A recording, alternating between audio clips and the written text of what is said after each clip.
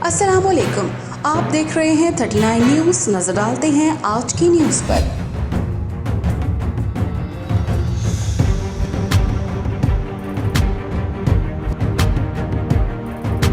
तफसीलात जानते हैं अपने नुमाइंदे से।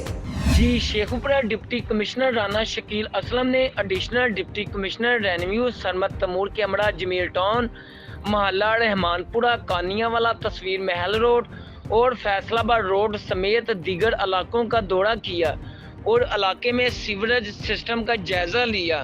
डिप्टी कमिश्नर ने CO municipal corporation Ehsan Inayat Sandhu को इलाके में सीवरेज सिस्टम की बेहतरी और गटरों की सफाई सुथराई के अहकाम दिए और इन्हें हदायत की कि तमाम इलाकों में पानी की निकासी के इंतजामात को यकीनी बनाया जाए ताकि शहरियों को किसी भी किस्म की दुश्वारी का सामना न करना पड़े।